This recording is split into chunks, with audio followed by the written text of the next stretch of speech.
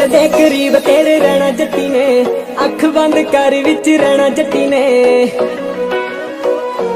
हाय दिल दे करीब तेरे रहना जट्टी ने, अख बंद कर विच रहना जट्टी ने। कट के जा टाइम कद बैठी मेरे कोले, सच जानी वाला कुछ कहना जट्टी ने। आ मुख ते स्माइल जी हजूर कर दूं, कल्ला कल्ला दुख थोड़ा दूर कर दूं। हाँ अखियां दे नाल देखी करूं ऐसा जादू के भी संग दे